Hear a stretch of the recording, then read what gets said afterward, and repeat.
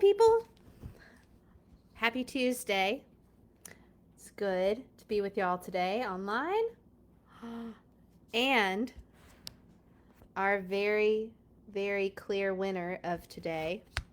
We had two choices for tonight. We had the Berenstain Bears blaze a trail, which I thought was going to be funny because these are apparently the Bear Scouts. And if any of you have ever read a Berenstain Bear book, Papa Bear sort of sometimes jumps into situations where it's like, I don't think you know what you're saying. But that's okay. We all have those moments. And we also had Clifford the Big Red Dog.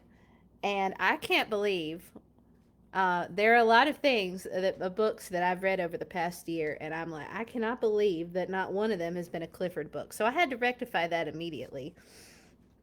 And so, of course, we obviously start with the one that started it all, Clifford the Big Red Dog. So let's get started. All right. Clifford the Big Red Dog by Norman Bridwell. You know what's funny? I got this book from the library, and there's something on it because, you know, some people don't treat library books with respect. But if you kind of look at it, like right here and right here, this big circle here and this little spot here and like a big spot here and another spot there on the book, they kind of do look like big dog prints. That was probably totally an accident, but and it was definitely not because the book was meant to happen, but I thought it was funny. Clifford the Big Red Dog. I'm Emily Elizabeth, and I have a dog.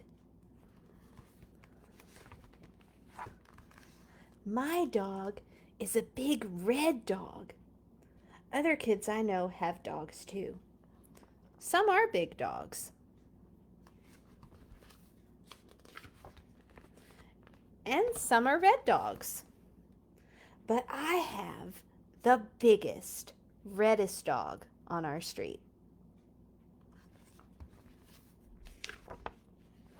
This is my dog, Clifford. We have fun together, and we play lots of games.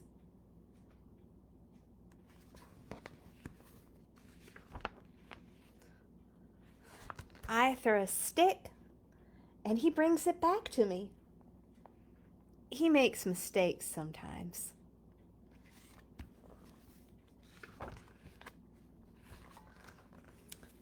We play hide and seek. I'm a good hide and seek player. But I can find Clifford no matter where he hides.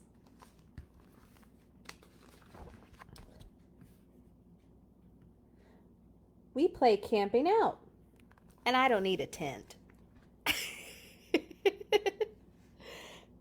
He can do tricks too. He can sit up and beg.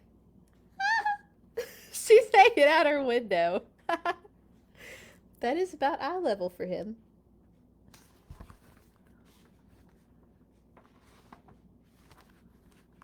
Oh, I know he's not perfect. He has some bad habits. He runs after cars, and he catches some of them. Oops. He runs after cats, too. We don't go to the zoo anymore.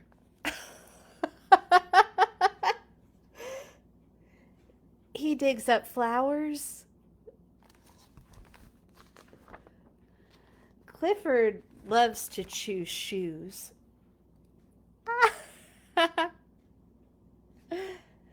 It's not easy to keep Clifford. He eats and drinks a lot.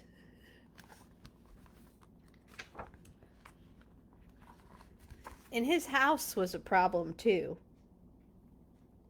But he's a very good watchdog.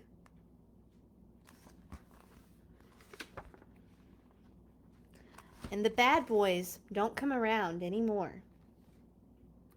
One day, I gave Clifford a bath.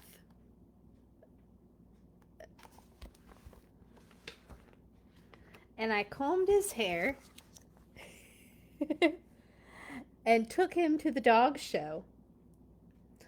I'd like to say Clifford won first prize, but he didn't. 1 second. This little floof dog.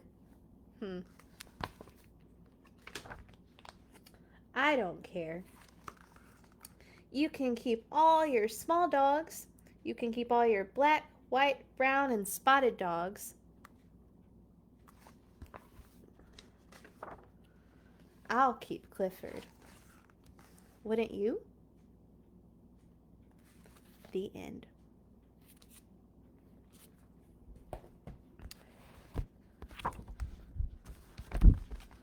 Since that was a shorter book, I think I'll throw in this one for today, because this one's a little bit longer, and because I have a special surprise for next week, and I definitely want to have this book. So, Berenstain Bears blaze a trail. Through deepest wood and darkest trail, will the Bear Scout march succeed or fail? By Stan and Jan Berenstain. This way, Scouts, Brother Bear said. Let's go while Papa is still in bed. Let's blaze a trail through the wood by ourselves, the way the Scouts should. Oh no, the Scouts should not. They should not be blazing no trail by themselves.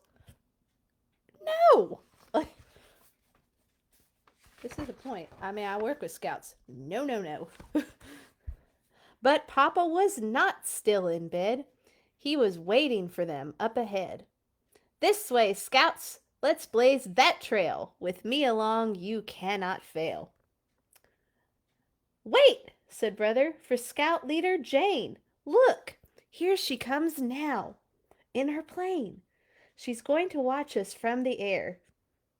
She wasn't too pleased to see Papa Bear. I don't remember these books rhyming, but okay.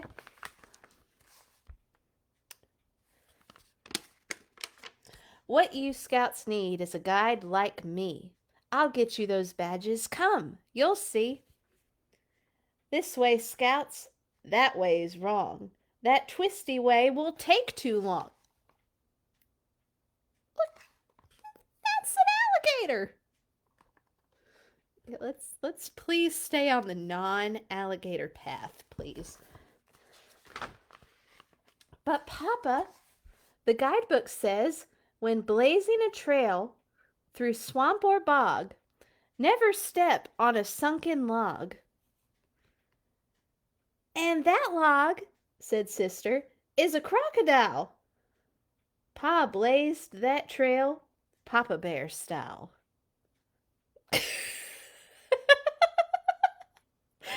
Yeah, it says so. Bye.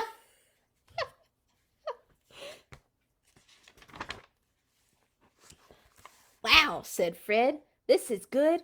A whole new trail right through the wood. That, bragged Papa, is a good lesson for you. Just get up speed and crash right through.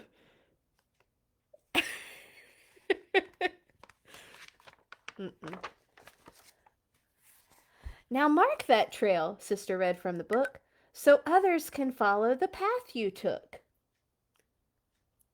Pooh, said Papa, twig signs are not for me.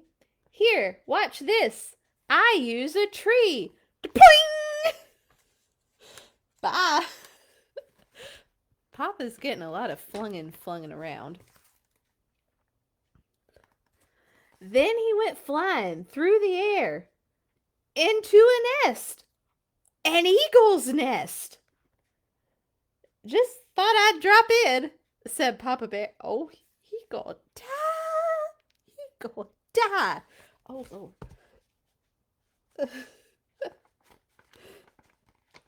Oh, dear. Oh, that eagle, she watching him. The Scouts marched on through the wood, but soon the trail was not so good. This won't last, said Papa Bear. While I was up that tree back there, I could see for miles around. Come, this is the way to higher ground. I need to know where Scout Leader Jane went. Isn't she in a helicopter or something? Where'd she go? This ground is good. It's higher and drier. Just the place for our cooking fire. But Pop, said Brother, we don't need to cook. We have our trail fat rations. Lots of them. Look. Good for them for being prepared. Trail rations? Pooh! I'll cook up a batch of my delicious Trailblazer stew. Uh-oh.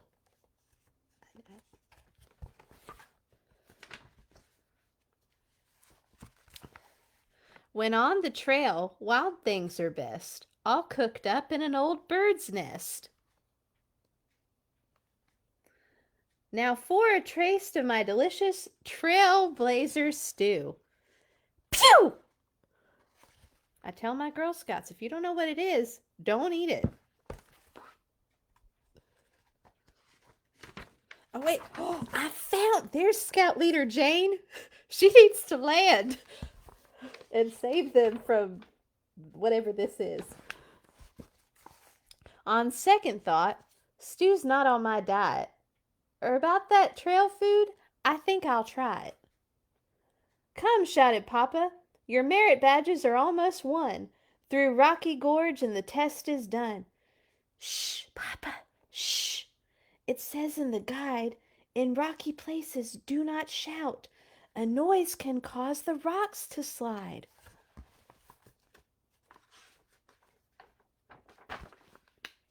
But Sister's warning came too late. Can't hear, shouted Pa. The noise of these rocks is much too great. Uh-oh. Then Jane, who was watching all the while, landed her plane on Pa's rock pile. Your merit badges, the Scout Leader said. For brother, for sister, for cousin Fred. And one badge more, added Leader Jane.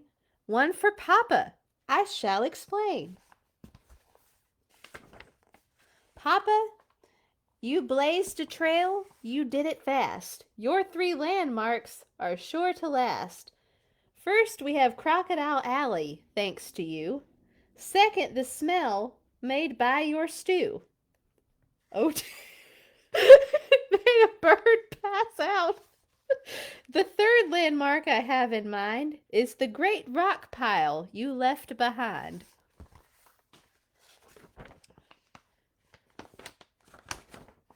We did it, Scouts. We knew we could. We did what we said we would. We won badges to wear with pride by following our Bear Scout guide. The end.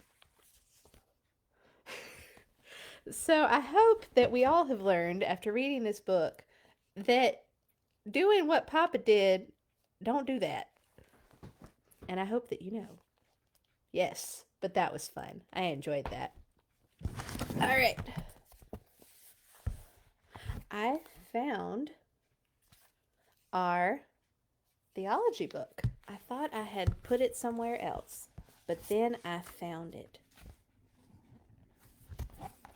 So we're going to get back to it. We talked about how God created people, and then God created the garden for them to live in and be with Him together. Heaven is where God lives, where you can see Him face to face. The Garden of Eden was like that for Adam and Eve. They walked together, enjoying the beautiful garden filled with fruit trees. They talked about the job that God had given them, to be in charge of the new world and to fill it with children and grandchildren. Everything about their life was perfect.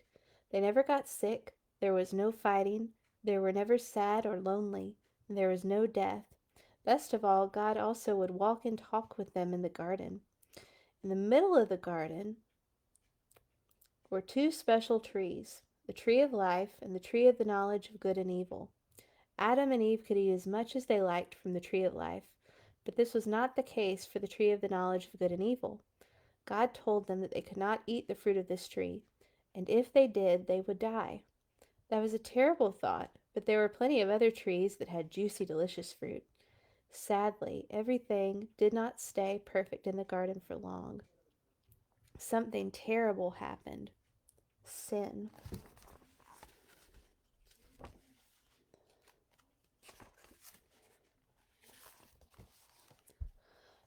To understand sin, you have to remember that God made us to love Him above anything else, above family, friends, the things we like to do, and the things we have or want to get. Sin is making anything in our lives more important than God. When we do that and don't worship God, we don't worship God and love Him the way we were made to do. The Bible calls this going our own way. And sin starts on the inside with what we want more than God. Did you know that the smallest sin ruins our lives? Just the smallest black stain ruins a perfectly white dress. What's worse, our sins that are small never stay small. Any sin, if left alone, will grow like mold on a damp wall. It spreads and contaminates everything. Imagine you're outside on a hot summer day, and the thing you're about to reach for is a glass of pure, crystal clear water. Then something terrible happens. The droppings of a bird splash in your water. If that happened, what would you do? For one thing, you wouldn't drink the water. Sin is like that. Even one little bit spoils everything. Since God is perfectly pure and holy, He must judge any sin.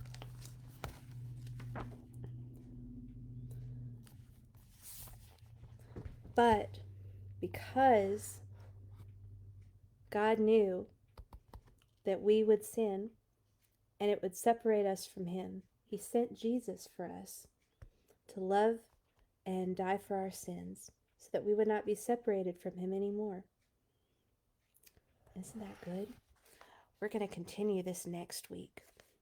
I'm really excited about that. This is a great book. And if you haven't read it, it's so good. It's a great book. So, next week, I have a very special friend. And next week is his birthday. And he might be watching now or he might be watching later. But for his birthday, I am reading a book that I know that he loves. The Gym Teacher from the Black Lagoon. And I hadn't heard of this book before he told me about it, or his mama told me about it. And I'm really excited about sharing it with you and in honor of him for his birthday. So yay! Thank you so much for joining me online tonight. I love sharing stories with you, and I'll see you next week.